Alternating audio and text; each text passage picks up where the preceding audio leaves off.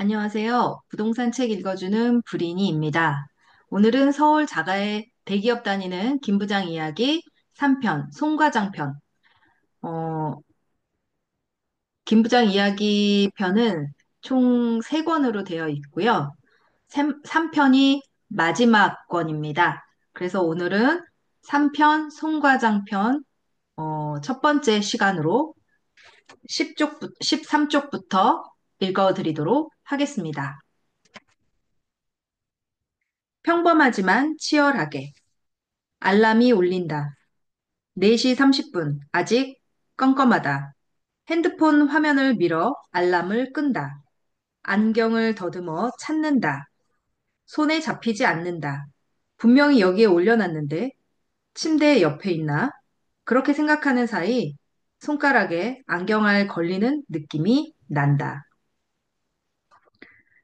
아내와 아들은 자고 있다. 최대한 소리를 내지 않고 걷는다. 주방 불을 켠다. 조용하게 그릇과 수저를 꺼낸다. 와장창, 과일 담는 접시가 어설프게 걸쳐져 있었나 보다. 다행히 아무것도 깨지지 않았다. 잠깐 멈춰서서 귀를 기울인다. 방에서는 기척이 없다. 안도의 한숨을 내쉰다. 주방 선반 위에 놓여 있는 2가지 종류의 시리얼을 바라본다. 아들이 먹는 달콤한 것, 아내가 먹는 현미인지 그래놀라인지 하는 덜 단 것. 요즘 옆구리에 살이 찌는 것 같아 덜 단 것을 집는다. 그릇에 시리얼을 담고 우유를 콸콸 붓는다. 높이 조절을 잘못해서 우유가 그릇 밖으로 사방팔방 튄다. 시리얼을 한 스푼 떠서 입에 넣는다. 와삭바삭 소리가 머리 전체에 울려 퍼진다. 아직까지 자고 있는 건지 깨어 있는 건지 구분이 가지 않는다. 핸드폰으로 뉴스부터 확인한다. 밤새 세상은 변하지 않았다. 날씨를 확인한다. 비 소식은 다행히 없다. 시리얼을 다 먹었다. 남은 우유를 후루룩 들이켠다. 화장실에 들어간다. 소리가 새어 나갈까봐 문을 꼭 닫는다. 결혼하고 나서는 앉아서 일을 본다. 가족에 대한 예의라고 생각한다. 양치를 하고 거울을 본다. 머리가 덥수룩하다. 욕조에 머리를 숙이고 따뜻한 물을 틀어 머리를 감는다. 수건으로 물기를 닦고 드라이어로 말린다. 눌린 머리를 살짝 띄운다. 옷을 입으러 가는데 시리얼을 먹었던 그릇이 보인다. 싱크대 안에 넣고 물로 대충 헹구니 깨끗해진다. 식탁에 튄 우유도 물티슈로 깨끗이 닦는다. 셔츠를 입는다. 아까부터 눈앞에 뭔가 어른거린다. 안경에 묻은 지문 자국이다.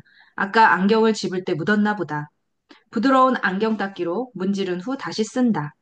환하게 보인다. 세상을 밝고 또렷하게 보는 방법 중 가장 저렴하고 간단한 방법이다.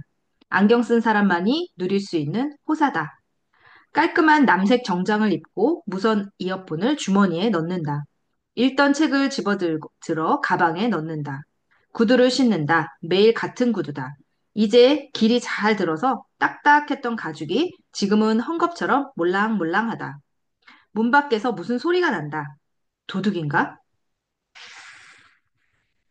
문을 열어보니 택배 상자가 있다. 마켓컬리다. 밤중에 아내가 핸드폰으로 초집중하고 있던 게 이거였나 보다. 박스를 현관 안으로 옮겨 놓는다. 지하철역까지는 걸어서 10분 정도 걸린다. 환경미화원 아저씨들이 새벽부터 거리를 쓸고 있다. 아저씨라. 예전에는 성인 남자는 모두 아저씨였지만 이젠 아니다. 곧 40을 앞둔 나보다 어릴 수도, 또래일 수도 있다. 지하철역에 도착한다. 새벽에 일찍 타면 지하철 요금이 할인된다. 할인액은 몇백 원이지만 절약했다는 생각에 그 이상으로 기분이 좋다. 첫 차임에도 불구하고 사람들이 꽤 보인다. 같은 시간, 같은 차를 타면 늘 보이는 얼굴이 있다. 오늘은 안 보이던 얼굴이 보인다. 힐끔 보니 술이 덜 깬 상태다. 이 동네에서 밤새 술을 마셨거나 지하철 안에서 잠들어서 여기까지 온 것이다. 한심해 보이지 않는다. 술에 완전히 취했지만 택시를 타지 않고 지하철을 택한 사람이다. 절약 정신이 나름 투철하다. 나와 비슷한 부류다.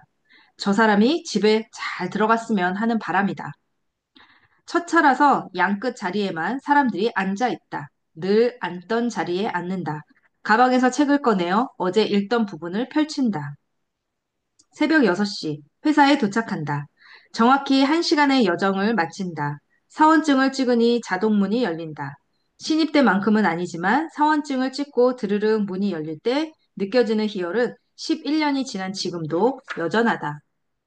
나보다 빨리 출근하는 사람은 두세 명뿐이다. 청소하는 아주머니 두 분.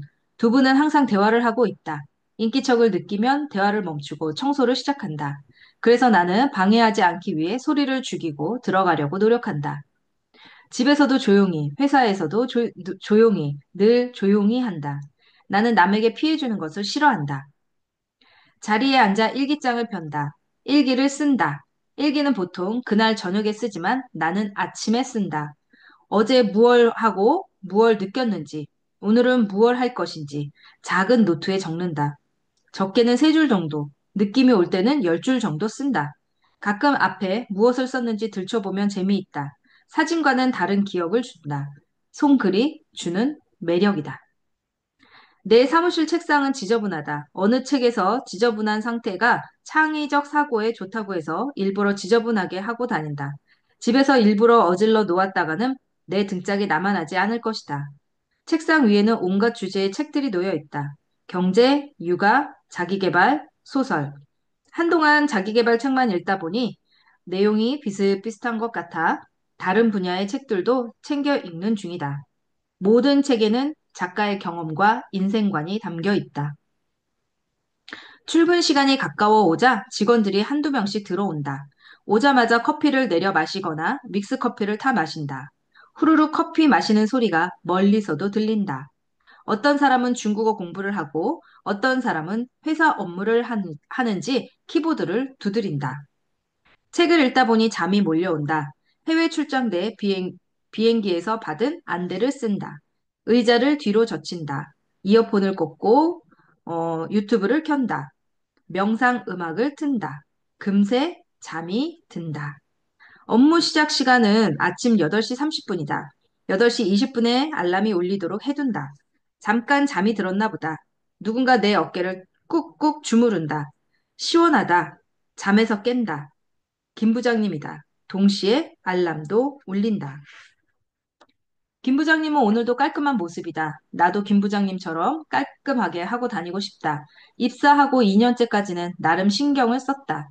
가끔 정장도 사고 셔츠도 칼같이 각 잡아 입고 다녔다. 결혼하고 나서 풀어지더니 아이가 태어나고부터는 아이에 내려놨다. 누가 나를 보든지 말든지 신경 쓰지 않는다. 옆자리 정대리도 출근해서 의자를 뒤로 젖힌 채 핸드폰을 보고 있다. 8시 25분에 다 같이 일어나서 하는 체조는 올해부터 없어졌다. 나는 은근히 그 체조가 좋았다. 하고 나면 몸도 풀어지고 어딘가 개운하기도 했다. 없어진 걸 보니 다른 사람들은 싫었던 모양이다. 업무 시작 시간이다. 아웃룩을 켠다. 확인하지 않은 이메일이 쌓여 있다. 20개, 그중 10개는 광고다. 차단하고 차단해도 뚫고 들어오는 스팸 메일을 모조리 지운다. 스팸 메일함과 휴지통을 깨끗이 비운다. 비우지 않으면 찜찜하다.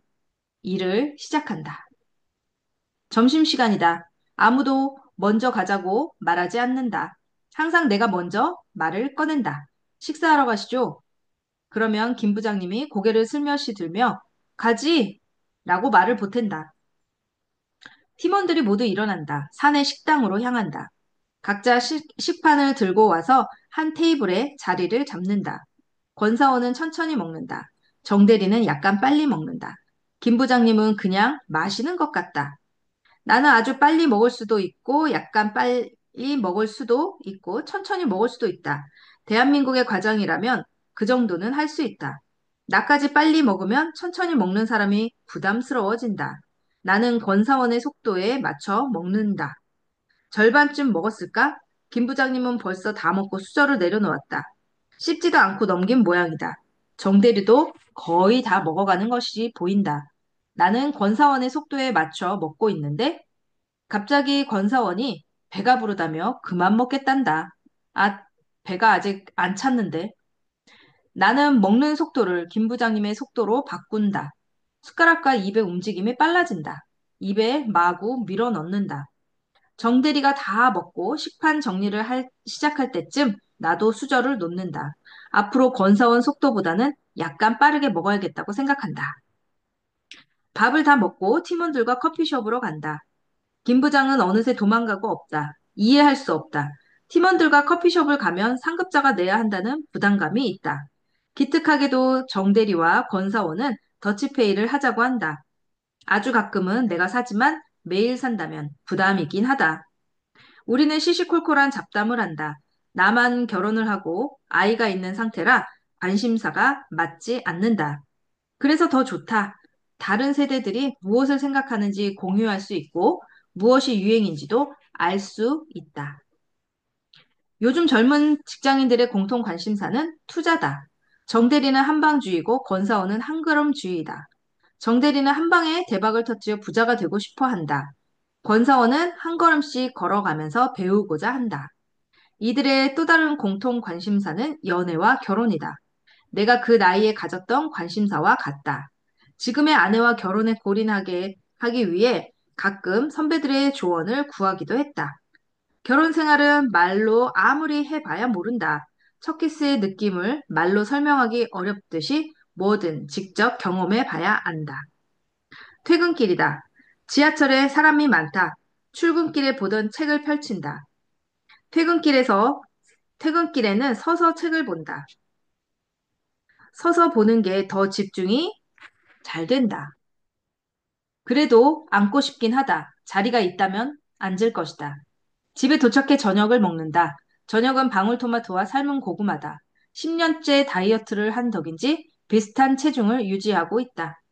아내가 청소기를 돌린다. 아들은 숙제를 하고 있다. 아내와 나는 아들을 씻기고 재운다. 아들이 잠든 것을 확인하면 우리는 냉장고에서 맥주를 한 캔씩 꺼낸다. 이제야 쉬는 시간이다. 아내와 식탁에 마주 앉아 오늘 있었던 일들을 이야기한다.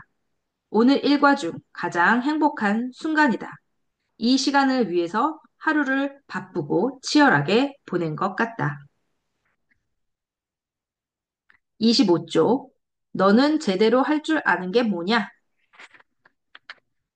오늘은 정대리의 결혼식이다. 밝은색 넥타이에 검은색 정장을 입고 예식장에 도착한다. 정대리와 그의 부모님에게 인사하고 덕담을 건넨다. 축의금을 내고 신랑 측 하객석에 가서 앉는다. 내 왼쪽에는 김 부장님, 오른쪽에는 권사원이 앉아있다. 정대리가 신부와 행진한다. 멋있다. 잘생겼다. 드디어 동지가 생겼다. 유부남이 얼마나 고독한 자리인지 곧 알게 될 것이다. 웰컴이다. 결혼식이 끝나고 우리 셋은 한층 내려가 뷔페로 간다. 테이블을 잡아놓고 김 부장과 권사원이 음식을 가져오기를 기다린다. 누군가는 짐을 지켜줘야 한다. 돌아온 부장님의 쟁반 위에는 탕수육과 육회 두 가지 메뉴만 수북하다. 송 과장, 이게 여기서 제일 비싼 거야. 딴 거 먹지 말고 이거 먹어. 김 부장님은 회사 바깥에서도 여전하다.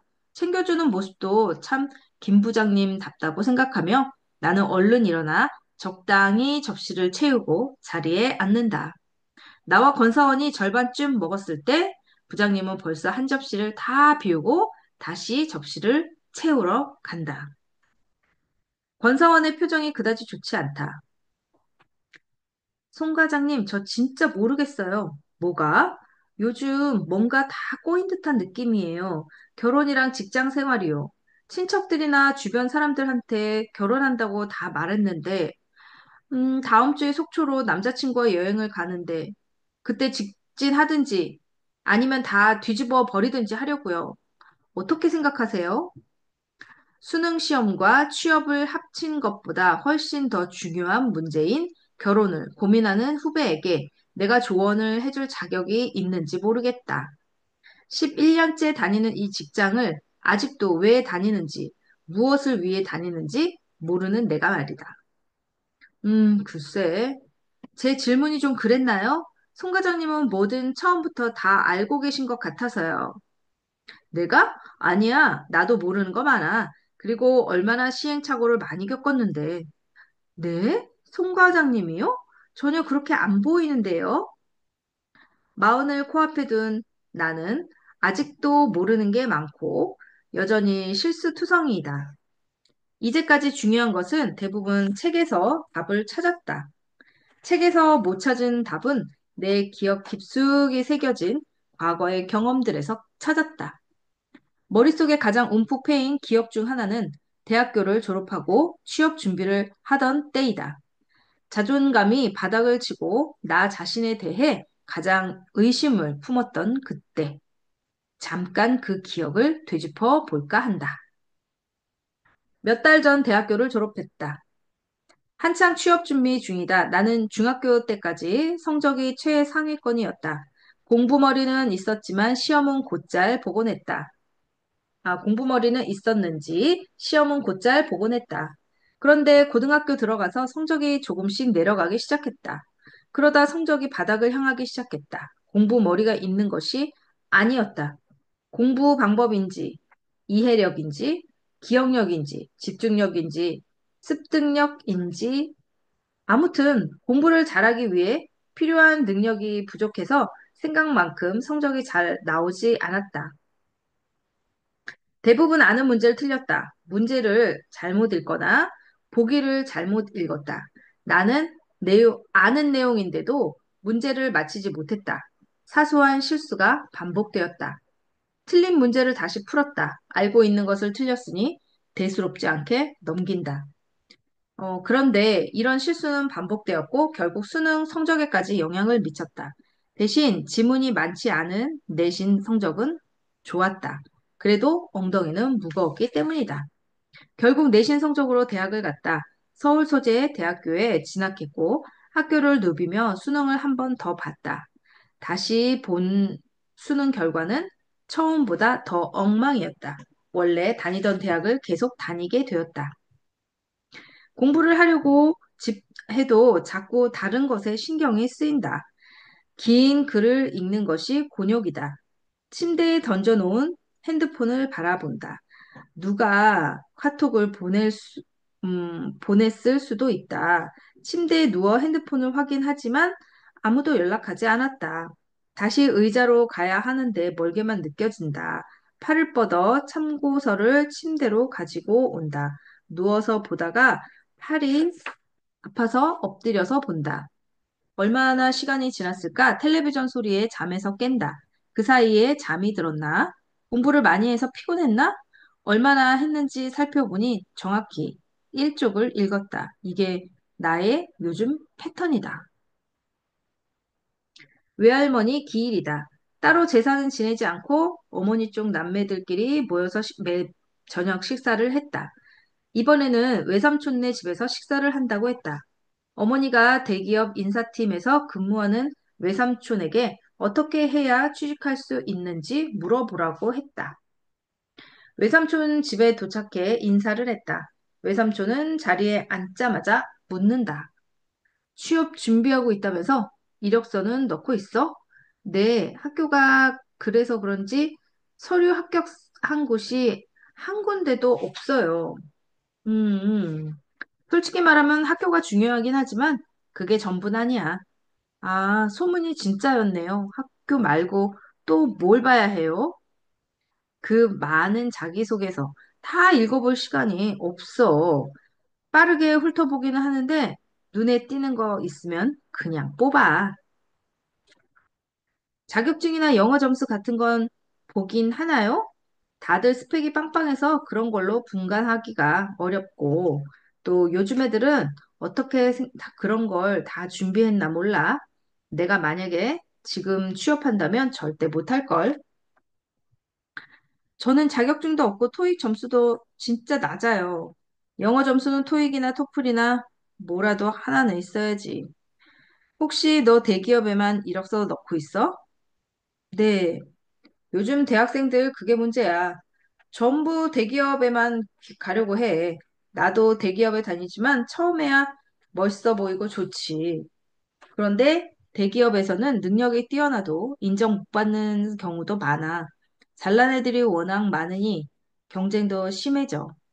내 친구 중에 중견 기업 들어간 애 있는데 지금은 회사 주식도 받고 월급도 나보다 더 많더라. 그 회사 처음 들어갈 때만 해도 친구들이 왜 들어갔냐고 미쳤냐고 그랬지. 외삼촌의 말이 길어진다. 네가 아는 회사나 남들이 아는 회사에만 입사 원서 넣지 말고 공도 뜨고 공고 뜨는 거 잘 찾아봐. 뭐 하는 회사인지, 직원은 몇 명인지, 매출은 얼마인지, 업계 평가는 어떤지, 네가 스스로 조사해봐. 찾아보면 괜찮은 회사들 많아. 외삼촌이 말하는 중에 나는 피아노 앞으로 간다. 내 말 듣고 있니? 회사요? 네네. 그런데 삼촌, 저 피아노 쳐봐도 돼요? 뭐야? 취업 준비하다가 갑자기 무슨 피아노야? 너무 크게 치지는 말고. 내가 어린 시절 처음이자 마지막으로 다닌 학원이 피아노 학원이었다. 남들은 속셈학원, 미술학원, 태권도 학원까지 몇 개의 학원을 다녔지만 나에게 피아노 학원이 전부였다. 초등학교 시절 집안 사정을 생각하면 사실 학원 하나 보내기도 학원 하나 보내기도 쉽지 않았지만 너무 배우고 싶다고 조르고 조른 덕에 그나마 가능한 일이었다. 다행히 결과가 나쁘지 않았다. 내가 정말 원해서 시작한 일이라 그런지 아니면 정말 재능이 있었던 것인지는 잘 모르겠지만 지금은 이름도 기억나지 않는 소규모 콩쿨 대회에 나가 수상이란 것도 몇 번 해봤다. 6학년 때 이사를 가는 바람에 그마저도 그만두게 되었지만 새로 이사 간 동네는 외진 곳으로 학원이 근처에 아예 없었고 중학교, 고등학교 때는 야간 자습을 하느라 피아노를 만져볼 기회조차 없었다. 그렇게 피아노는 내 인생에서 완전히 떠날 줄 알았는데 돌이켜보니 내가 그나마 잘한다는 소리를 한 번이라도 들은 건 피아노가 유일했던 것 같다. 로미솔. 외삼촌 소리가 너무 좋아요. 그래? 그 피아노 안 친지 오래돼서 음이 좀 안 맞을 텐데. 식사가 끝나고 친척들과 정치 얘기만 하시던 부모님이 일어나더니 이제 집에 가자고 하신다. 피아노 뚜껑을 닫고 주섬주섬 옷을 챙겨 입고 부모님을 따라 나선다. 집으로 돌아가는 길에도 아까 친 피아노가 생각난다. 흰 건반이 살포시 눌리면서 나는 맑은 소리와 검은 건반이 지그시 눌려 있는 나는 아, 검은 건반이 지그시 눌리면서 나는 한음 꺾인 소리가 귓속을 맴돈다. 책상 의자에 앉는다. 어제 펼쳐놓은 토익 문제집이 그대로 있다. 아직도 첫 페이지다. 잡코리아와 사람인 사이트를 열어본다. 나는 안다. 내 스펙과 실력으로 대기업 입사는 불가능하다는 것을. 매번 부모님께 용돈을 타쓰는 게 눈치 보인다. 친구들은 이미 취업에 성공해서 부모님께 용돈을 드린다고 한다. 부모님께는 취업 공부한다고 하고 알바라도 해야겠다. 카페, 술집, 편의점. 그래도 편의점이 제일 편하겠지. 면접을 보러 간다. 사장님 인상이 험악하다. 사장님이 자기가 운영하는 편의점만 5개라면서 한참 동안 자랑을 늘어놓는다. 실컷 자랑을 들어주고 나니 내일부터 나오라고 한다. 평생 처음 들어보는 취업 합격 소식이다. 아르바이트를 시작한 나는 실수를 연달아 한다. 기본적인 것조차 기억나지 못한다. 결국 이틀 만에 사장님이 그만 나오라고 한다. 알바 중에서도 가장 쉬운 편을 속한다는 편의점에서 나는 잘리고 말았다. 편의점 알바조차 제대로 못하다니 나는 잘하는 게 있기는 한 걸까?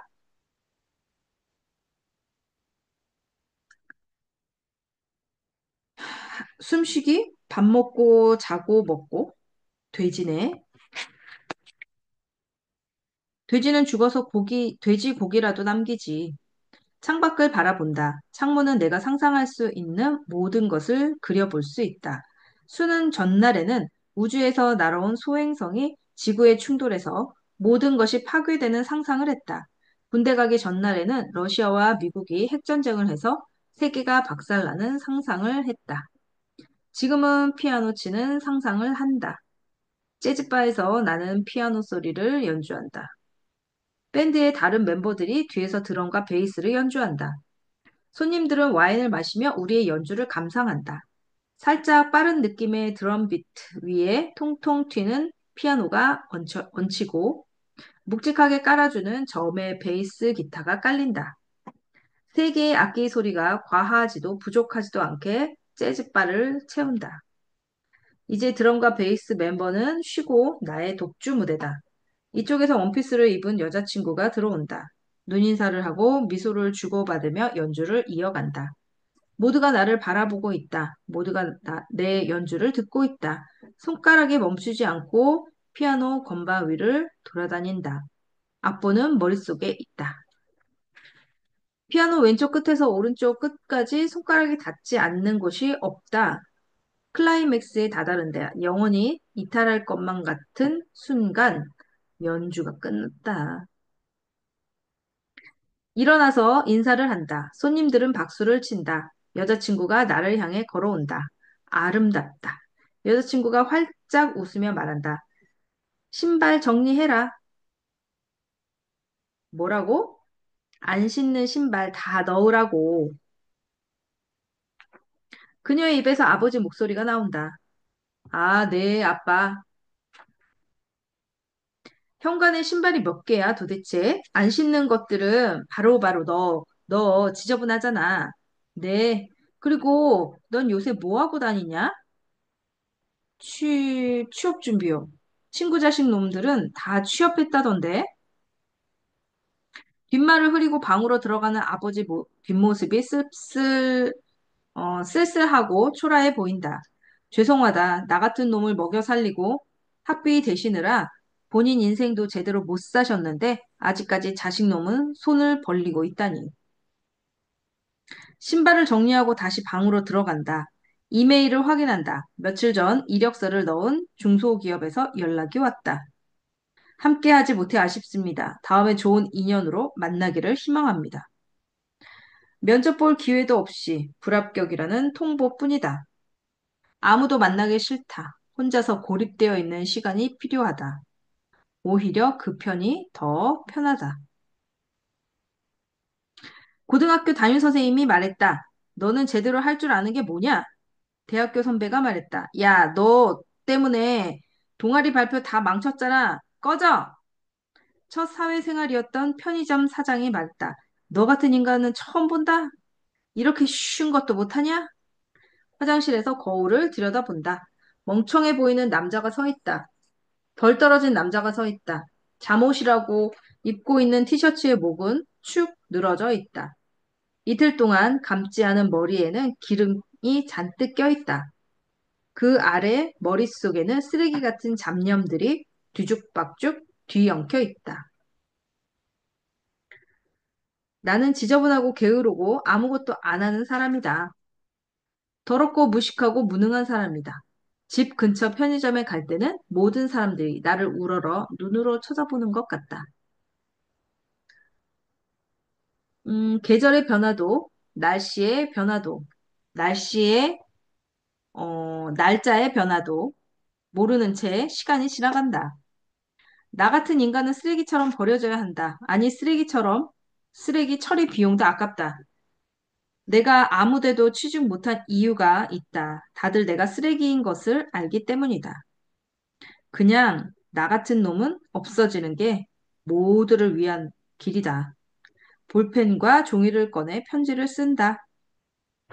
엄마, 아빠, 못난 아들 키워주셔서 감사했어요. 죄송합니다. 저 먼저 하늘나라에 가서 기다리고 있을게요. 사랑해요. 마지막 말을 종이에 쓰고 서랍 안에 넣어둔다. 내가 죽으면 언제고 이 서랍을 열어보시겠지? 칼날을 살짝 손목에 대본다. 날카롭다. 무섭다. 확 그어야 하는데 그을 자신이 없다. 이 방법은 아닌 것 같다. 다른 방법을 찾아야겠다.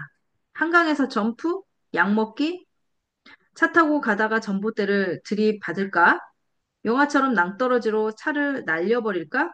칼이나 한강 다이빙보다는 액션 영화 배우처럼 멋지게 가는 게 나아 보인다. 식탁 위에 놓여있던 차 키를 집어 든다. 현관문을 조용히 열고 조용히 닫는다. 아빠 엄마에게 정식으로 인사하라 해도 어, 나올 걸 그랬다. 정식으로 인사라도 하고 나올 걸 그랬다. 아니다. 편지 썼으니 괜찮겠지. 죄송합니다. 제가 없는 게 차라리 속이 시원하실 거예요. 이 세상도 저 같은 놈은 필요로 하지 않아요. 엄마, 아빠, 안녕히 계세요. 지하 주차장으로 간다. 발소리가 지하 주차장에 울린다. 이 어두컴컴한 지하 주차장도 이제 마지막이다. 그렇게 생각하니 사소하게 지나갔던 것들이 눈에 들어온다. 출구라고 쓰인 규모가 유난히 또렷이 보인다. 소나타에 시동을 건다. 뉴스에서 에어백이 잘 안 터진다는 기사를 본 기억이 난다. 속도가 나야 충격이 있을 텐데 자유로 쪽으로 가볼까? 내비게이션의 임진각을 입력한다. 자유로를 달린다. 차도 없고 사람도 없어서 운전하기 너무 좋다. 딱히 어디를 받거나 떨어지거나 할 만한 곳이 없다. 속도를 올린다. 시속 110, 120, 130, 140, 150, 160. 차가 부들부들 떨린다. 바퀴들이 다 빠질 것 같다. 엔진이 터질 것만 같다. 160까지 속도를 올리니 시야가 좁아지며 처음 느껴보는 속도의 쾌감이 느껴진다. 이제 여기서 뭘 박지? 그냥 눈을 감아야겠다. 나는 눈을 감고 핸들에서 손을 뗀다. 영화 비트에서 정우성이 눈 감고 두 손을 놓고 오토바이 타는 장면이 떠오른다.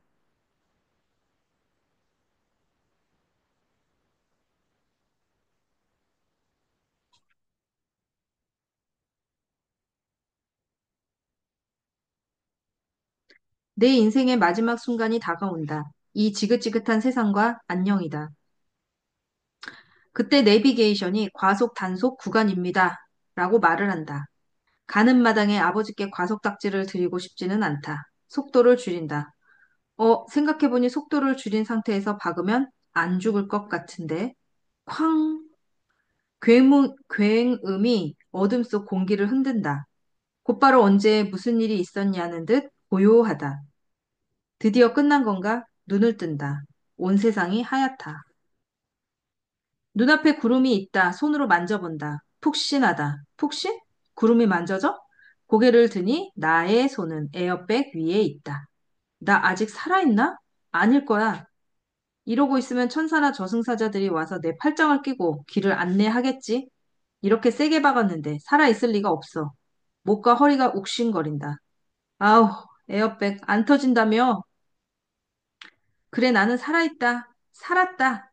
아니, 반반이다. 살아있지만 죽어있다. 그렇게 나는 그대로 정신을 잃었다. 47페이지. 도레미. 며칠 뒤 아버지에게 낯선 번호로 전화가 온다. 여보세요? 안녕하세요. 여기 경기 고양경찰서입니다. 네? 무슨 일이시죠? 아드님이 사고 낸 차량의 블랙박스 영상을 보험회사에서 분석 요청을 해서 조사해 봤는데요.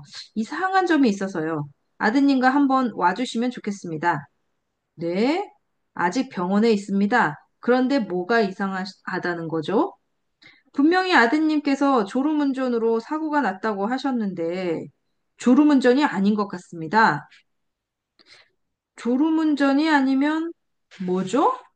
네, 설명드리자면요. 차가 출발한 지 10분 후에 사고가 났어요. 그런데 졸음운전은 보통 10분 안에 나지 않거든요. 최소 2, 30분이 지나야 잠에 빠져서 사고가 납니다.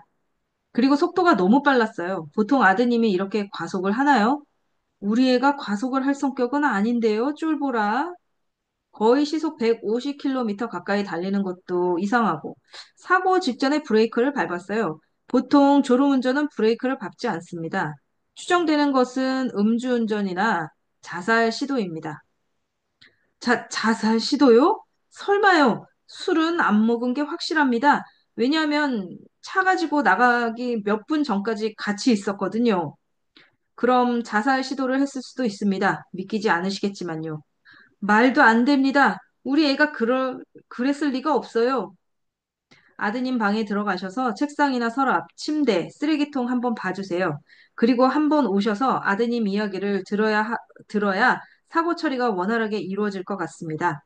보험금도 어떻게 처리될지 결정될 것 같고요. 아, 네, 알겠습니다. 아버지는 방으로 들어간다. 정리가 안 된 지저분한 방이다. 이불은 자고 일어난 모양 그대로 뭉쳐 있다. 이불을 풀어서 털어본다. 허연 먼지만 날릴 뿐 아무것도 없다. 책상 위에는 토익책과 펜들이 흩어져 있다. 서랍을 열어본다. 편지가 있다. 아버지는 멍하니 편지를 읽는다. 손이 부들부들 떨린다. 아들이 정말로 자살 시도를 하려고 했다. 왜 도대체, 왜 모르고 있었지? 뭐가 힘들었던 거지? 아버지는 편지를 제자리에 둔다. 경찰서로 다시 전화를 건다. 방금 통화드렸던 애 아버지입니다. 네, 뭐 발견하셨나요? 자살 시도 맞습니다. 요즘 20, 30대 친구들 사이에서 자살 시도가 정말 빈번합니다. 충격 받으셨겠지만 마음 잘 추스리시고 아드님 데리고 정신과 한번 가보시기 권해드립니다. 네, 알겠습니다. 저희가 보험회사에 전달할 테니 사고 처리는 너무 걱정하지 마시고요. 네, 감사합니다. 아버지는 나에게 경찰서에서 정신과를 반드시 가야 한다고 말씀하셨다. 나는 별 거부감 없이 고개를 끄덕인다. 나는 내가 제정신이 아니라는 것을 잘 안다. 아버지와 함께 정신과에 간다. 자동문이 열리고 접수대가 보인다. 접수도 하시고요. 이거 작성해 주시고요. 다 쓰셨으면 저한테 주세요. 나는 설문지를 작성하고 간호사에게 내민다. 몇 분 뒤, 간호사가 내 이름을 부르며 말한다. 원장실로 들어가세요. 갑자기 아버지가 끼어들어 말한다. 잠깐, 저 먼저 들어가서 선생님하고 얘기하고 다음에 아들이 들어가도 될까요? 네, 알겠습니다. 원장님께 먼저 말씀드릴게요. 아버지 혼자 원장실에 들어간다. 안녕하세요. 안녕하세요, 원장님. 아드님이 어디가 불편해서 오셨나요? 밖에 있는 제 아들이 자살 시도를 하다가 차 사고를 냈어요. 아들은 제가 모르는 줄 알아요. 자살 시도한 건 어떻게 하셨어요? 유서를 자기 책상 서랍에 두고 갔는데 제가 읽고 못 본 척 했습니다. 네, 잘 알겠습니다. 감사합니다. 아버지가 원장실에서 나오고 내가 들어간다. 안녕하세요. 안녕하세요. 어디가 불편해서 오셨어요? 경찰서에서 가라고 해서 왔어요. 무슨 일이 있으셨나요? 얼마 전에 교통사고가 있었어요. 자세히 설명해 주실 수 있으세요? 운전하다가 갓길에 주차되어 있던 차를 박았어요. 서 있는 차를 못 보신 건가요? 네. 이유가 있었나요? 눈을 감고 있었어요. 운전하는데 눈을 감고 있었다고요? 네. 왜요? 피곤해서요. 나는 고개를 숙인다. 솔직히 말을 할까 말까? 정말 피곤하셨던 거 맞나요? 아, 그게. 나는 혹시 아버지가 뒤에 있는지 무의식적으로 돌아본다. 괜찮아요. 진료실 안에서의 얘기는 다른 누구에게도 이야기하지 않아요. 저만 알고 있을 거예요. 네. 정적이 흐른다. 고개를 숙인다. 의사와 눈을 마주치는 게 어렵다. 나는 고개를 푹 숙인 채 앞뒤 없는 말을 꺼낸다. 저는 쓰레기예요. 왜 그렇게 생각하시죠? 남들이 저보고 할 줄 아는 게 뭐가 있냐고. 욕만 먹고 제가 무슨 일을 하면 저 때문에 다른 사람들이 다 피해를 봐요. 최근에 그런 경험이 있으셨나요? 취업 자리 구하다가 안 돼서 편의점 알바를 했는데 계속 실수하고 시킨 일을 기억도 못해서 욕만 실컷 먹고 이틀 만에 잘렸어요. 아, 그러셨군요. 많이 속상하셨겠어요. 네, 알바할 때뿐만 아니라 학교 다닐 때도 제대로 하는 게 없어서 동아리에서도 욕만 먹고 쫓겨났어요. 혹시 기억나는 장면들이 있나요? 시간 왜 안 지키냐고 하고, 청소 똑바로 못하냐고 하고, 그러다가 왜 사냐, 할 줄 아는 게 뭐냐, 너 때문에 망했다. 그런 말 많이 들었어요. 저도 제가 왜 맨날 실수만 하고 피해만 주는지 모르겠어요. 그러고 싶어서 그런 게 아닌데요. 음, 그럴 의도가 아니었는데 그런 말들을 듣게 되어서 상처를 많이 받으셨겠어요. 그런 좌절이 반복되면서 오랫동안 우울하게 지냈을 가능성이 있겠군요. 내가 살아서 뭐하나 이런 생각도 해 보셨나요? 네, 요즘 그런 생각 많이 들어요. 구체적인 자살 방법을 생각하거나 시도해 봤다거나 하신 적도 있나요? 네, 살 이유가 없더라고요. 혹시 그래서 차 사고를 내신 건가요? 네, 네.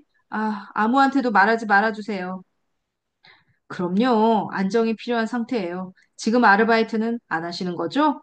네, 잘렸어요. 취업을 준비하고 있긴 한데 가망이 없어요. 저를 써줄 리가 없어요.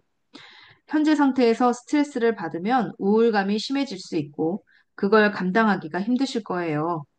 일단은 안정이 필요해 보입니다. 기분을 더 나은 상태로 만들 수 있는 취미 같은 게 있으세요? 재미있다고 느껴지는 거요.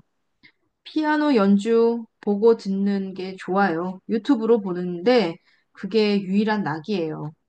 댁에 피아노 있으세요? 아니요, 집에는 없어요. 외삼촌네에서 오랜만에 건반을 눌러봤는데 좋더라고요. 그런데 그래봤자 제가 뭘 하겠어요. 사람들이 나에게 상처를 주듯이 스스로에게 상처를 주고 있는 것 같아요. 오늘은 여기까지 할게요. 나가서 검사지 작성하고 가세요. 그리고 아버님 들어오시라고 해주세요. 네, 감사합니다. 아버지가 들어오자 의사가 의자를 권하며 이야기를 시작합니다. 아드님이 많이 우울한 것 같습니다. 네. 아르바이트를 하면서 계속되는 실수로 많이 위축돼 있어요. 예전부터 사소한 실수를 반복하면서 자존감도 낮았던 것 같고요. 아르바이트요? 네, 편의점 아르바이트를 했다고 하던데요. 전혀 몰랐어요. 취업 준비한다고 나가기는 했는데 신경 안 썼거든요. 지금 작성하고 있는 설문지를 보면 더 자세히 알 수 있겠지만 아드님은 ADHD일 가능성이 매우 높습니다. AD, 그게 뭐죠? 주의력 결핍 과잉 행동 장애라고 해서 흔히 있는 질환 중 하나입니다. 혹시 주변 정리를 못한다거나 줄서기를 힘들어 한다거나 시간 약속을 잘 못 지킨다고 그런 모습을 보인 적이 있나요? 네, 항상 그랬어요. 어릴 때 놀이동산을 가면 줄이 조금만 길어도 못 기다리겠다고 하고 방 정리는 진짜 돼지우리예요. 정리를 시켜도 본인은 했다고 하는데 제가 봤을 때는 아니거든요. 네, ADHD는 어릴 때 시작되어서 성인까지 연결되는 경우가 많아요. 지금은 우울 증상 때문에 자살 시도까지 했다는 게 중요하니 우선 이 부분부터 치료를 시작하고 ADHD는 차차 치료하는 걸로 할게요. 네, 약 처방해 드렸으니 꼭 먹도록 해주시고요. 네, 감사합니다, 선생님. 아드님이 피아노 치는 걸 좋아하던데 기분 전환을 위해서 피아노나 키보드를 집에서 연주하게 해도 좋을 것 같아요. 네. 아버지는 원장실에서 나와 로비로 간다. 카운터에서 계산을 하고 병원을 나온다. 주차장으로 가는 길에 아버지가 말한다. 너 피아노 치고 싶니? 어떻게 하셨어요? 그때 너 외삼촌 집에 갔을 때 피아노 만지작거렸잖아. 그냥 옛날 생각이 나서요. 옛날 생각? 예전에 저 초등학교 때 피아노 학원 다니다가 이사 가는 바람에 중간에 그만뒀잖아요. 계속 할 수 있어서 없어서 아쉬웠거든요. 그랬구나. 다음날 아저씨 두 명이 피아노를 들고 집으로 들어온다. 엄마, 이거 뭐예요? 외삼촌한테 피아노 쓰냐고 물어봤더니 안 쓴다고 하더라. 가져가래. 아, 네 아빠가 새 거 사자고 했는데 그냥 이거 얻었어. 이것도 비싼 거야. 사람 불러서 조율만 좀 하면 돼. 네, 피아노 의자까지 왔다. 피아노 의자는 일반 의자와 다르다. 상단이 열렸던 것이 기억이 난다. 뚜껑을 들어보니 체르니, 소나티네 등등 피아노 악보가 여러 권 들어있다. 얼마 만에 체르니인가. 마지막으로 배웠던 곡이 아직도 기억이 난다. 어머니는 걸레를 가지고 와서 먼지를 싹 닦아주신다. 얼마나 피아노를 안 썼는지 걸레에 회색 먼지가 가득 묻어난다. 어머니께서 말씀하신다. 너 이사 가면서 피아노 학원 못 다닌다고 울었던 거 기억나? 네, 피아노 하나 사고 싶었는데 우리 집이 좋은 가난했니? 지금이야 먹고 살만 하지만 그때는 하루 벌어 하루 먹고 살았을 때라 미안하다. 아니에요. 나는 예전에 배웠던 체르니를 펴고 하나하나 기억을 더듬어 간다. 샵, 플랫, 낮은 자리표. 기억이 잘 안 난다. 피아노 학원을 다녀야 하나? 학원 선생님이 못한다고 혼내면 어떡하지? 나는 유튜브 영상을 열어 피아노 강의를 검색한다. 엄청나게 많다. 몇 개를 보다가 가장 친절하고 간략하게 설명하는 영상을 본다. 악보 앞에 핸드폰을 올려놓고 영상에서 하라는 대로 따라해 본다. 재미있다. 친구들에게 카톡이 오는데도 확인하지 않는다. 그렇게 며칠을 종일 피아노 연습만 한다. 먹고 자고 피아노만 친다. 옛날에 치던 체르니는 금방 따라할 수 있게 되었다. 나는 당이 떨어져 월드콘을 사러 가기 위해 엘리베이터를 탄다. 엘리베이터 문이 열린다. 엘리베이터 거울에 A4 종이 한 장이 붙어 있다. 피아노 연주 자제 요청. 아파트는 많은 주민이 생활하는 공동주거 공간이오니 늦은 시간 이웃에게 피해를 주는 소음은 삼가해 주시기 바랍니다. 음, 이거 나보고 하는 말인가? 내가 뭐 세게 치는 것도 아닌데. 이튿날 아버지가 들어오신다. 큰 박스를 현관 앞에 내려놓는다. 아빠 왔다. 오셨어요? 엘리베이터에 쓰여 있는 거 봤니? 네. 그거 우리 집 얘기 같은데. 그래서 이거 가지고 왔다. 아버지가 정체불명의 박스를 연다. 달걀판이다. 다 뭐예요? 방음에는 달걀판이 최고야. 어디서 가지고 오셨어요? 저기 뷔페 식당 가서 남는 거 전부 달라고 했지. 바닥, 천장, 벽에 다 붙이자. 이걸요? 네가 마음 편히 피아노 치려면 붙여야 해. 네. 아버지와 나는 달걀판을 딱딱 맞게 붙인다. 바닥에는 다 다닐 수 있는 길만 남겨놓고 다 붙인다. 아버지와 나는 땀이 흐른다. 아버지와 무슨 일을 같이 하기는 처음인 것 같다. 매일 봐서 몰랐는데 자세히 보니 예전보다 많이 늙으셨다. 검게 그을린 두툼한 손, 얼굴의 겉모습들, 검은색 머리카락보다 많은 은색 머리카락, 이마 위에 깊은 주름, 축 처진 눈꼬리. 아버지의 땀이 달걀판 위에 떨어진다. 아버지께서 말씀하신다. 만약에 엘리베이터에 메모가 또 붙으면 달걀판을 이중으로 붙이자. 식당에 보니까 달걀판이 잔뜩 있더라. 네, 방문에도 붙여야 해. 나도 잠 좀 자자 이제. 내가 밖에 불을 붙일 테니까 네가 안에다가 붙여라. 아버지는 방문 바깥쪽에 달걀판을 붙이고 나는 방문 안쪽에 달걀판을 붙인다. 문 너머를 통해 아버지의 손 움직임이 느껴진다. 아버지는 남은 달걀판을 베란다에 옮겨두신다. 문 닫고 피아노 쳐봐. 들리나 보게. 나는 건반을 두드린다. 띵. 한 번 더 쳐봐. 띵. 아버지의 땀이 한 방울 떨어진다. 또르르르르. 건반을 하나씩 눌러본다. 띵. 아버지의 땀이 한 방울 떨어진다. 또르르르. 건반을 누를 때마다 해머가 현에 닿고 아버지의 마음이 내 마음에 닿는다. 나는 아버지가 만들어준 방에서 혼자 유튜브를 보며 피아노를 쳤다.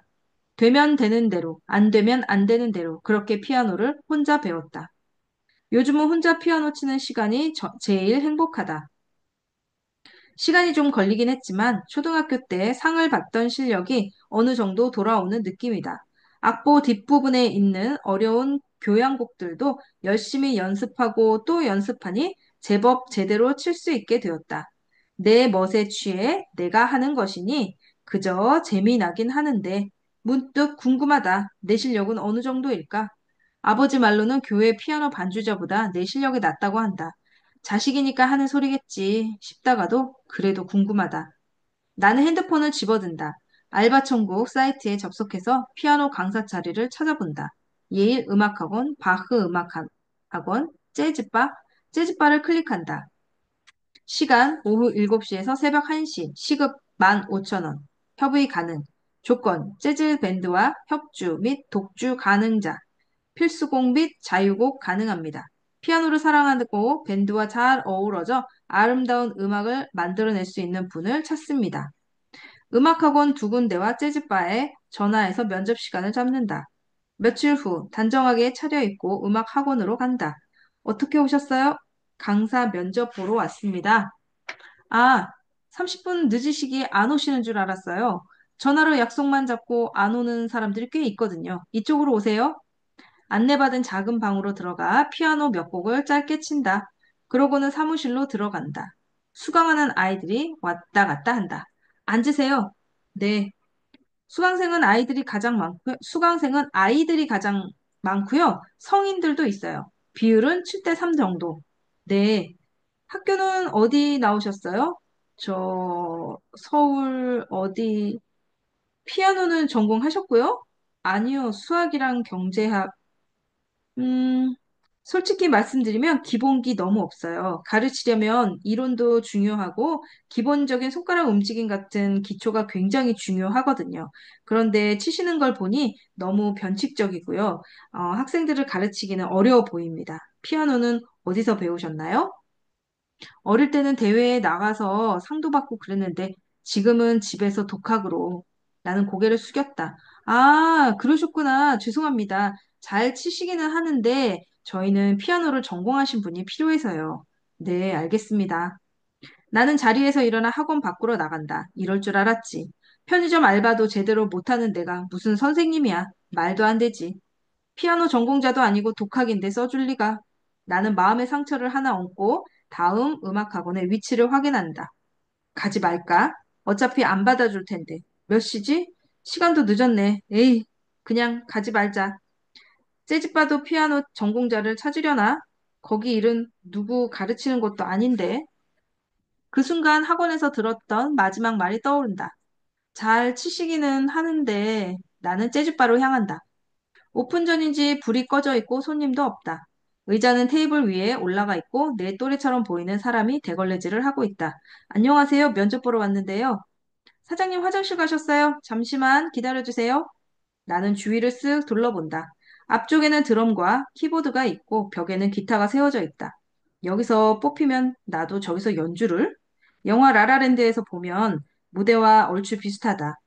꿈꾸던 무대가 바로 앞에 있다니 믿기지 않는다. 일찍 오셨네요. 면접 보러 오신 거 맞죠? 아, 사장님이다. 안녕하세요. 앉으세요. 나이가 어떻게 되세요? 28입니다. 젊으시네요. 우리 드럼 치는 친구가 29인가? 비슷해요. 베이스 하시는 분이 30대 후반이고요. 아, 네. 재즈 밴드 경험 있으세요? 아니요. 재즈 밴드가 각자 대충 치는 것처럼 보여도 다른 밴드처럼 서로 어우러지는 게 중요해요. 한번 저기서 쳐보시겠어요? 아무거나.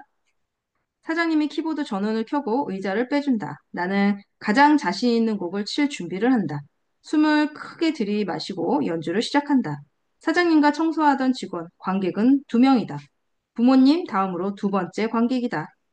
관객이 있다는 것은 혼자서 칠 때와는 다른 긴장감이 있다.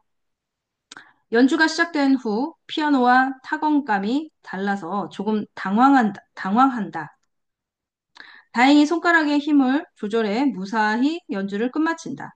초반에나 관객이 신경 쓰였지 치다 보니 어느새 연주에만 몰입한다. 연주가 끝난다. 짝짝짝짝짝짝짝. 와, 잘 치시네요. 재즈곡 아무거나 쳐보시겠어요? 아, 실은 재즈는 안 쳐봤어요.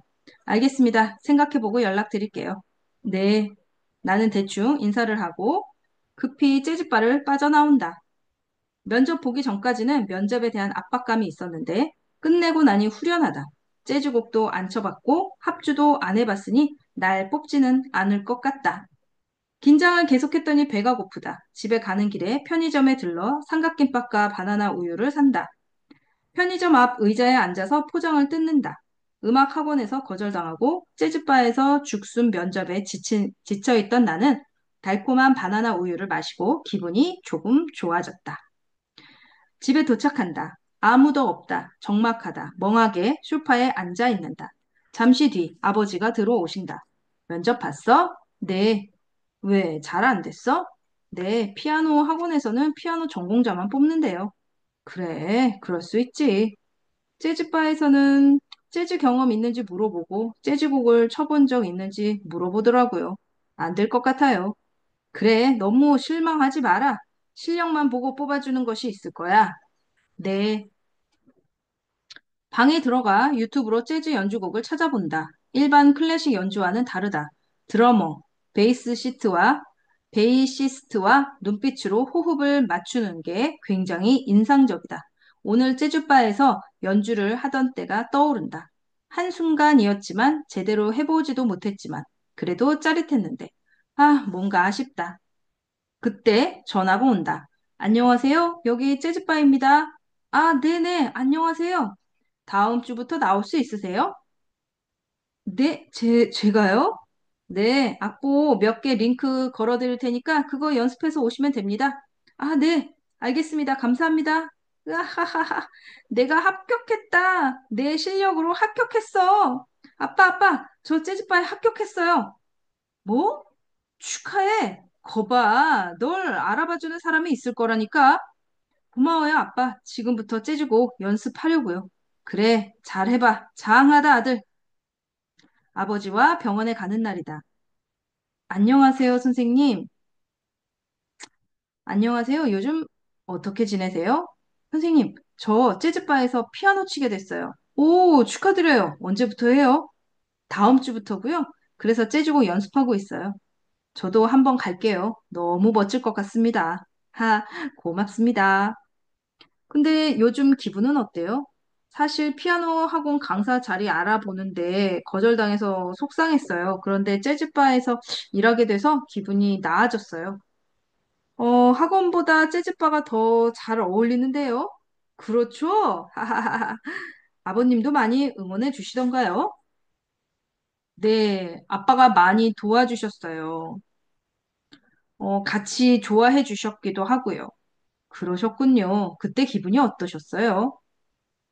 사실 아빠랑 그동안 거의 말을 하지 않고 지냈는데 지금이라도 이렇게 얘기하는 게 좀 신기하긴 해요. 낯설기도 하지만.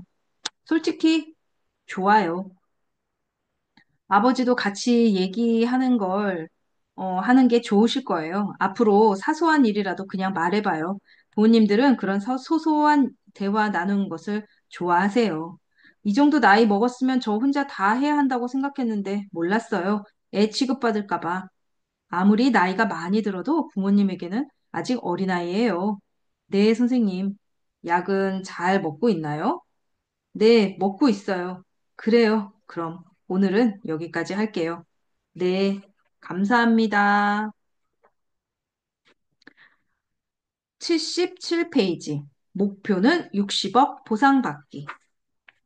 정신과를 다니면서 알게 되었다. 나는 우울증과 주의력 결핍, 과잉 행동 장애가 있는 사람이다. TV에서만 보던 정신병이 나에게 있다니. 조금도 가만히 있지 못하고 긴 글도 읽지 못하는 이유가 바로 이것 때문이었다. 나는 정신병자다.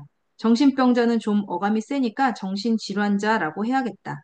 의사 선생님을 믿고 조금이라도 나아지기 위해 상담도 받고 약도 열심히 먹는다.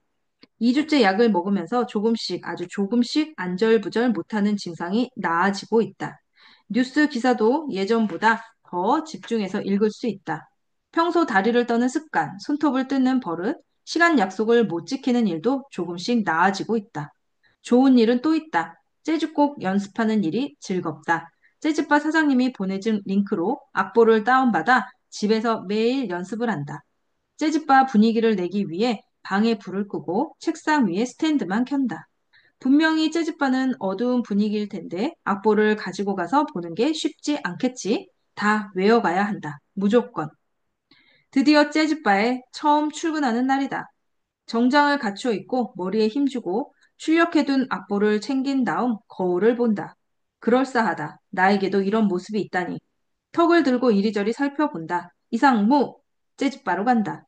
또 늦었다. 뛰어간다. 이놈의 시간 개념. 좀 나아졌나 싶더니만. 밴드 멤버들은 인사도 없이 바로 연주를 시작한다. 멤버 중 가장 나이 많은 베이시스트가 말한다. 1번 곡부터 시작할게요. 두근두근두근두근. 첫 합주다. 드럼이 가장 먼저 시작한다. 역시나 어두운 조명 아래에서 촘촘한 악보가 잘 보이지 않는다. 외워올 걸 그랬다. 곡이 많다 보니 다 외우지 못했다. 휴, 좀 틀렸지만 그럭저럭 친 것 같다. 베이시스트가 말한다. 키보드 많이 틀린 거 알죠? 네, 사장님, 뭐야? 네가 여기 웬일이야? 나 원참. 나중에 얘기해. 일단 시간 없으니까 다음 곡 간다. 내가 일했던 편의점 사장님 왜 여기에 계시지? 베이시스트이자 편의점 사장님이 가방에서 맥주를 한 캔 꺼내 벌컥벌컥 마신다. 나는 그 모습을 멍하니 지켜본다. 뭘 쳐다봐? 나는 좀 알딸딸해야 손가락이 잘 움직여. 느낌도 살고. 너도 마시고 싶으면 마셔. 사장님한테 달라고 해. 아, 아닙니다. 재즈바 사장님이 말한다. 하하하, 베이스 형님은 취기가 좀 있어야 실력이 나와요. 이제 손님들 올 때 됐으니 저는 주방에 가 있을게요. 좀 쉬다가 시작하시죠. 그런데 전에 베이스 형님 가게에서 일했었어요? 네. 아, 저 새끼 이틀인가 3일 일하고 나오지 말라고 했어. 사고만 쳐서. 아, 죄송합니다. 뭐가 죄송해? 다 끝난 일인데. 키보드나 잘 쳐. 여기서는 그것만 잘하면 돼. 네. 첫 손님 두 명이 들어온다. 이 재즈바는 첫 손님이 입장하면 연주를 시작한다. 베이시스트가 말한다. 가자. 나를 구박하던 편의점 사장과 같이 무대에 오르니 기분이 이상하다. 그래도 한 팀이다. 무대 위에서의 첫 공연. 드러머가 드럼 스틱으로 신호를 준다. 시작이다. 중간중간 쉬는 시간까지 포함해서 몇 시간이 지났는지 모르겠다. 그렇게 첫날 공연이 끝났다. 길었다면 길었고 짧았다면 짧았다. 중요한 것은 너무 재미있었다는 점이다. 사장님이 집에 가려는 나에게 다가온다. 첫날인데 오늘 잘하셨어요. 그런데 재즈곡은 최대한 외워서 익히는 게 좋아요. 악보를 보고 따라치는 것과 곡을 충분히 소화하고 치는 건 차원이 다르거든요. 클래식 연주처럼요. 그럼 잘 가요. 네, 안녕히 계세요. 집으로 돌아간다. 진이 다 빠졌다. 곡을 소화한다. 곡을 소화한다. 무슨 뜻이지? 그냥 악보를 보고 치는 것과 외우고 치는 것. 뭐가 다른 거지? 집에 도착하니 꽤나 늦은 시간이다. 아버지가 주무시지 않고 기다리고 있다. 어땠어? 아직 안 주무셨네요. 초반에 좀 틀렸는데 그 뒤로는 괜찮았어요. 그랬구나. 내가 다 긴장되더라. 잘했어. 아하, 뭘요? 좀 씻을게요. 나는 샤워기를 튼다. 평상시 같으면 차갑다고 느꼈을 온도인데 차갑지 않게 느껴진다. 물이 온몸을 감싸며 흐른다. 기분이 낯설다. 이제껏 무언가를 열심히 하고 지친 상태에서 샤워를 한 적이 있던가? 뭐든지 대충 하고 어설프게 마무리하던 과거의 내가 아니다. 샤워를 끝내고 약을 먹는다. 방에 들어가 엄지 발가락으로 컴퓨터 전원 버튼을 누른다. 컴퓨터가 켜지는 동안 핸드폰을 본다. 컴퓨터가 다 켜졌다. 이메일을 확인한다. 그동안 마구 뿌렸던 입사 지원서에 대한 답장들이 와 있다. 불합격, 불합격, 불합격, 불합격. 합격, 불합격. 합격? 정말? 외국계 회사에 합격했다. 그것도 엄청 크고 유명한 회사다. 면접을 보러 오라고 한다. 와, 말도 안 돼. 이거 상상 속의 나는 아니겠지? 도대체 내가 어떻게 합격을? 물론 서류 합격이지만 그래도 어떻게 된 거지? 외삼촌의 팁이 그대로 적중한 건가? 아빠, 저 외국계 회사에 서류 붙었어요. 아버지는 믿지 못하겠다는 듯이 입이 살짝 벌어져 있다. 나만큼이나 아버지도 놀란 것 같다. 대답을 듣기 전에 나는 얼른 방으로 돌아와 메일을 자세히 읽어본다. 며칠 뒤 면접을 보러 오라고 한다. 설마 면접자들이 편의점 사장처럼 싸가지 없으랴? 설마 면접자들이 재즈바 관객보다 많으랴? 누구 앞에 서는 게 예전만큼 무섭지 않다. 책상에서 굴러다니는 면접 예상 문제집을 편다. 거울을 보고 표정 연습도 해본다. 면접일이다. 같이 면접을 보는 능력자들이 검은 정장을 입고 앉아 있다. 나보다 훨씬 똑똑해 보인다. 다들 영어도 잘할 것 같고 학점도 좋을 것 같다. 나처럼 정신질환도 없어 보인다. 드디어 내 차례다. 책에 있던 예상 질문이 그대로 나왔다. 무난하게 대답했다. 결과를 기다리는 사이 나는 또 여기저기 입사 지원서를 뿌린다. 회사 이름은 제대로 바꿔서 냈는지 모르겠다. 재즈바에서 연주할 피아노 연습도 한다. 병원에 빠지지 않고 나간다. 약도 거르지 않고 먹는다. 하루는 피아노 연습을 하다가 손목이 아파서 쉬고 있었다. 아버지 어머니의 대화를 들었다. 아버지 친구가 경기도 쪽에 땅을 제법 가지고 있었는데 그 일대가 개발되면서 보상금을 받았다고 한다. 그 금액이 무려 60억 원. 아버지는 허탈해하는 말투였다. 나는 아버지의 허탈을 이해한다. 우리 집의 가난은 너무나 참혹한 수준이어서 누군가를 질투할 수준도 되지 못했다. 그저 허탈해하는 게 할 수 있는 전부였다. 비올 것에 대비해 집안 군데군데에 놓여있던 플라스틱 양동이가 생각난다. 주방과 거실은 구분이 없었고 집안 한가운데에는 브루스타가 있었다. 한쪽에는 LPG 가스통이 쌓여 있었다. 화장실은 집 밖에 있었다. 그런 비슷한 구조의 집을 초등학교 2학년 9살까지 9번을 이사를 다녔다. 동네에 익숙해질 때쯤이면 이사를 가야 했고 어쩔 수 없이 전학을 가야 했다. 주인에게서 쫓겨난 것인지 집주인에게 쫓겨난 것인지 오른 월세 금액 때문에 밀려난 것인지 모르지만 이사를 다닐 수밖에 없었다. 무슨 이유였든 돈 때문이었을 것이다. 아버지나 어머니 직장 때문이라면 동네를 옮겼을 텐데 같은 동네 안에서 이사를 다닌 것을 보면 분명히 돈 때문이다. 나는 어려서 뭐가 뭔지도 모르고 따라다녔지만 부모님은 얼마나 힘이 드셨을지 지금 생각해도 참 가슴이 아프다. 초등학교 1학년 때 반에는 부잣집 아이가 한 명 있었다. 아버지가 변호사라고 했다. 그 아이의 아버지는 갓그랜저를, 어머니는 세이블이라는 외제차를 타고 다녔다. 학교 운동장에 차가 들어오면 모두가 눈을 떼지 못했다. 그 아이는 반 친구들에게 심부름을 시키곤 했다. 심부름 값으로 100원을 떼어주고 문방구점에 가서 쥐포, 빵, 색종이 같은 것들을 사오게 했다. 그래도 심부름 값을 제대로 줬으니 지금 생각해보면 아르바이트다. 나는 매번 내가 하겠다고 나섰다. 그런 일이 몇 번 반복되자 그 친구는 나에게만 일을 시켰다. 하루에 많이 벌면 500원까지 벌었는데 500원을 번 날은 5번 심부름을 했다는 뜻이다. 그런 날은 비가 오는 날이었다. 아버지는 트럭을 타고 다니셨다. 지저분하고 여기저기 찢어진 시트 틈으로는 낡은 솜이 튀어나와 있었다. 너무 심하게 튀어나온 것은 내가 손가락으로 밀어 넣곤 했다.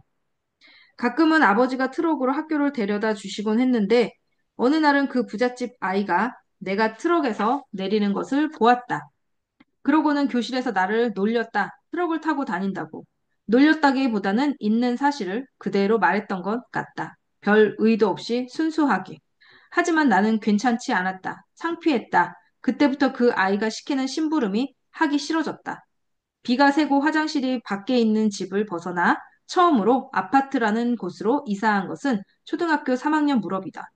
그때도 주차장에 트럭을 세워놓은 집은 우리 집밖에 없었다. 아버지는 사업을 하셨다. 어떤 제품을 만드는 공장을 운영했는데 아버지는 늘 공장 점포를 입고 다니셨다. 공장 바로 근처에 있는 아파트로 이사를 하고 며칠 지나지 않아서였다. 새벽에 거칠게 문을 두드리는 소리가 났다. 사장님, 사장님, 얼른 나와보세요. 큰일 났어요. 왜 그래? 무슨 일이야? 아빠는 다급히 문을 열었다. 나는 자리에 누운 채 온몸을 긴장한 채 귀를 쫑긋 세우고 있었다. 큰일 났어요. 공장에 불이 났어요. 다 탔어요, 지금. 아버지는 옷을 급하게 입고 뛰쳐나가셨다.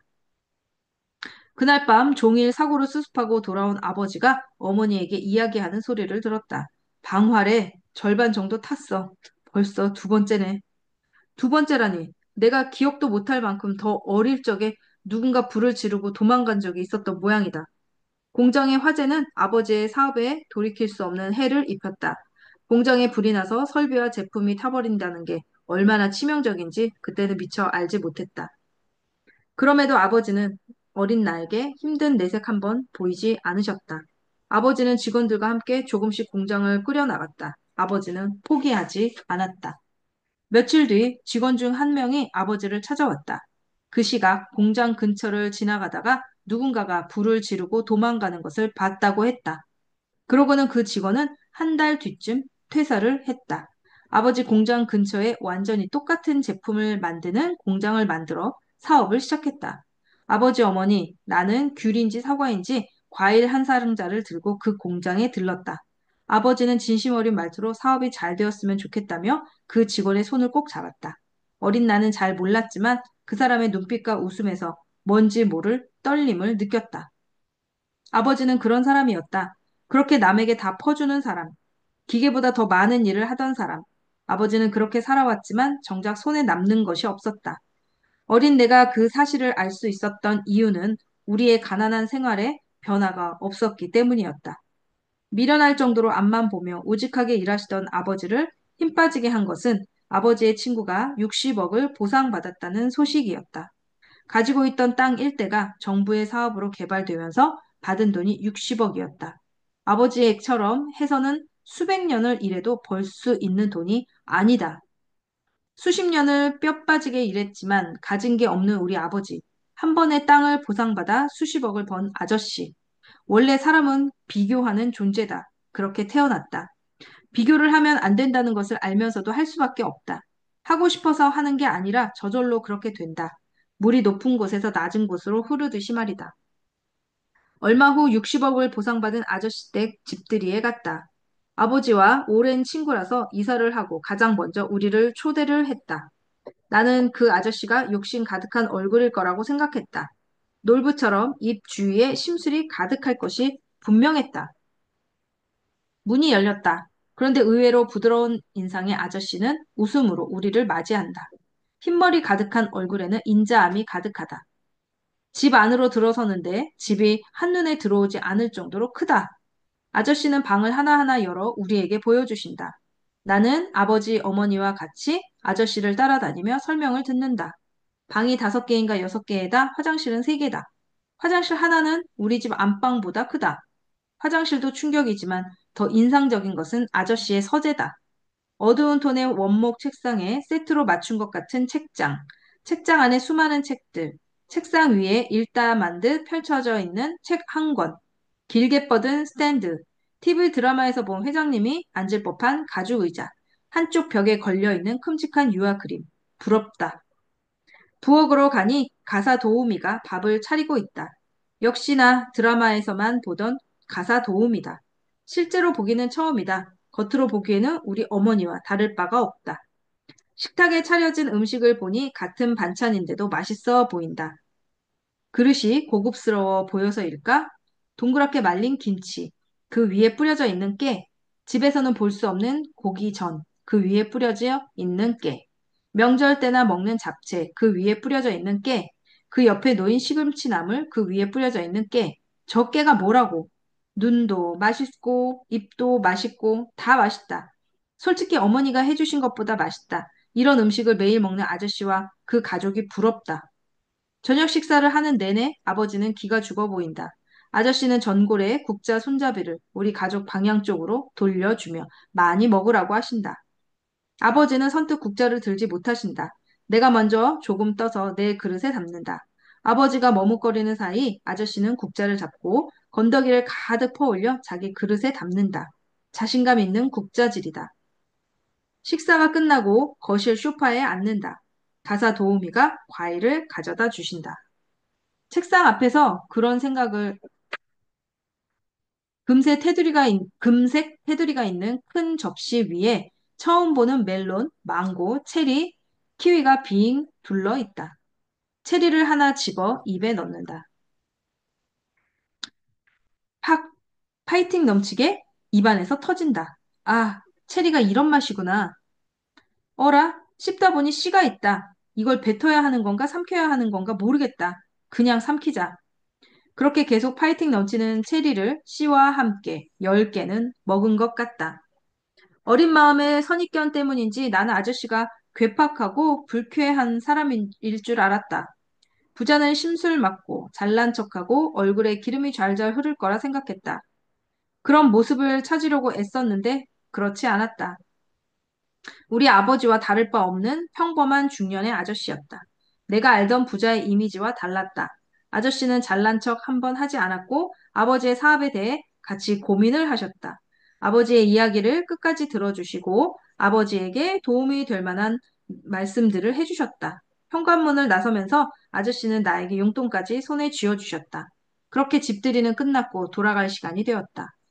집에 도착했다. 신기하게도 문을 열자 다른 세상의 집이 보였다. 곰곰이 생각해보니 비가 새고 문이 안 잠기고 화장실이 밖에 있는 집에서 탈출한 지 얼마나 되지 않았다.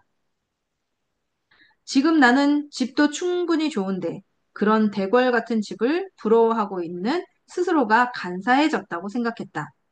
그런데 어떡하나 부러운 건 부러운 건데 집도 부러웠지만 아저씨의 여유로움이 더 부러웠다.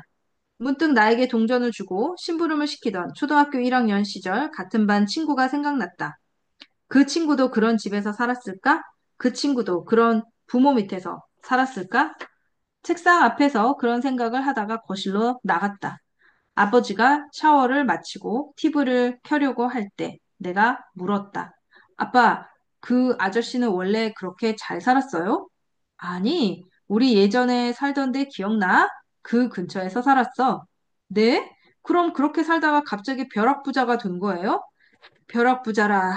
그렇게 말하면 그렇긴 한데, 그 친구는 당연히 잘 돼야 했고, 잘 될 줄 알았어. 왜요? 고생 엄청 했어. 돈 되는 일은 다 했지. 아빠랑 같이 중학교 다닐 때, 그 아저씨는 새벽에 신문 배달로 동네 한번 싹 돌고, 바로 우유 배달까지 했어. 부모님이 어릴 때 돌아가셔서 동생들 먹여 살린다고 고생을 무지하게 했지. 할아버지가 배추 장사 했던 거 기억나지? 처음에는 그 아저씨도 아빠랑 같이 할아버지랑 트럭 타고 돌아다니면서 배추 장사 했었어. 그러더니 다른 것도 팔아보고 싶다면서 아예 농촌으로 가서 야채, 과일을 떼어오더라고. 살던 동네 바로 근처에 농수산 도매시장이 있었는데 왜 그렇게까지 하나 싶었지. 그래서요? 아빠가 지금 하는 공장 시작할 때쯤에 모아둔 돈으로 아예 밭을 사서는 직접 농사를 짓기 시작했어. 원래 팔던 흔한 농작물 말고 좀 희귀한 것들을 키우더니 호텔이나 고급 식당에 납품을 하더라고.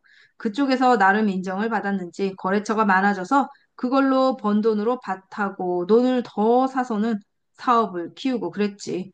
그렇게 매일 비닐하우스에서 수십 년 일만 하다가 그 일대가 개발되는 바람에 보상받고 어쩔 수 없이 하던 농사 다 접은 거야. 아, 그 아저씨도 일을 많이 하셨네요. 많이 한 정도가 아니야. 나는 그래도 일요일에는 쉬기라도 했지. 그 친구는 일요일이고 뭐고 없었어. 거기서 그냥 살았어. 한 번은 태풍 왔을 때 비닐하우스 싹 다 날아가서 키운 것들 다 죽었을 때 울면서 전화하더라. 비닐하우스 다시 짓고 얼마 안 되어서는 디스크 수술을 받아서 몇 달 동안 병원 신세지기도 했고 허구한 날 허리 수그리고 이래서 그렇게 된 거지. 그랬구나. 고생 진짜 많이 하셨네요. 그런데 그 친구가 그렇게 큰 금액 보상받았다고 하니까 나도 기분이 이상하긴 이상하더라. 나도 만만치 않게 공장에서 고생했는데 금수저가 아니었다. 벼락부자도 아니었다. 졸부도 아니었다. 사기꾼도 아니었다. 그냥 평범한 사람이었다. 아니, 원래는 가난한 사람이었다.